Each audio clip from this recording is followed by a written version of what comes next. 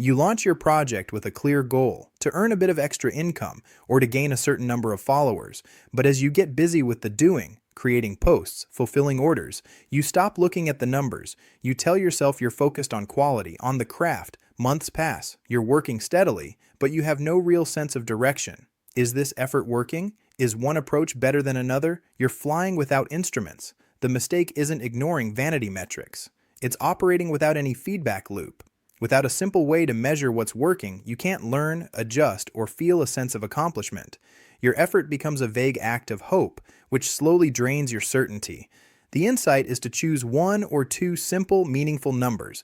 It could be the conversion rate on a single offer or the engagement on a specific type of content. Check them not hourly, but weekly. They aren't a judgment. They are your compass, quietly pointing you toward what deserves more of your precious time.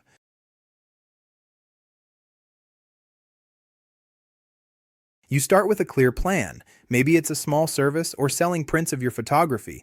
You set up a basic social media page, you tell a few friends, but progress is slow, as it always is at the beginning. You put in an hour here, an hour there. Then, while scrolling one evening, you see something new. A different platform, a fresh trend. It sparks another idea, one that seems shinier, more direct. So you pause your original project just for a week to explore this new path.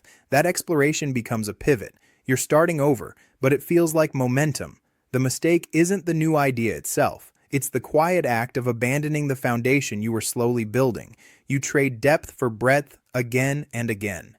Each reset feels like action, but it quietly erodes your confidence. You never get to the point where you learn how to improve one thing, because you're always at the starting line of something else. The lesson isn't to ignore good ideas, it's to keep a notebook for them. Let your first project reach a natural milestone, a point where you've truly learned its rhythms, before you ever consider a switch. Protect your focus, even when it feels boring. That's how you build something that lasts.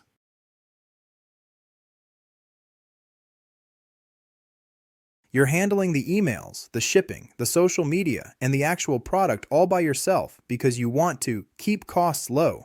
You're working 14-hour days, and you're starting to wonder why you ever wanted to be your own boss in the first place.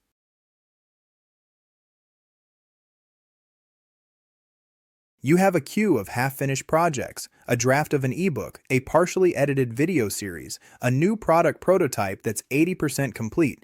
Each one felt like a great idea at the time. Now they live in your digital folders or physical space, a silent, nagging presence.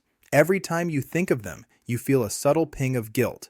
The mistake is continually adding new ideas to a foundation of unfinished work. It creates cognitive clutter. Your mental energy is scattered across too many unresolved threads, making it hard to focus on the one task in front of you. This unfinished business becomes a quiet tax on your motivation. The lesson is the power of completion. Choose one thing, the most promising or the simplest to finish. See it through to a defined endpoint, no matter how small. The momentum and clarity you gain from shipping one complete thing will fuel your next step far more than a dozen brilliant half-born ideas.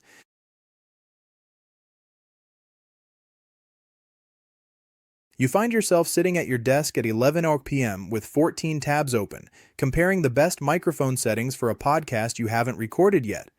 You feel productive because you're learning, but your notes are full of technical specs instead of actual content.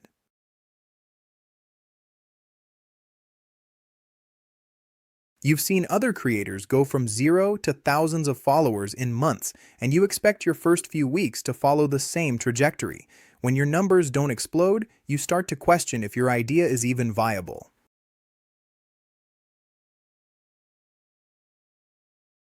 You started a podcast, then a week later, you heard about the potential of Etsy shops, and now you're researching print-on-demand t-shirts. Each new idea feels like the right one, but you never actually launch any of them.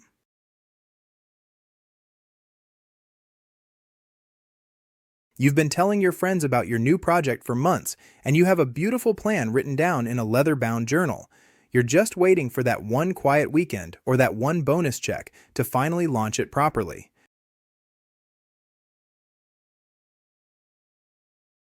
You decided to start a blog about sustainable living, but you haven't actually outlined what topics you'll cover for the next month or how often you plan to post. You're just waiting for inspiration to strike each week.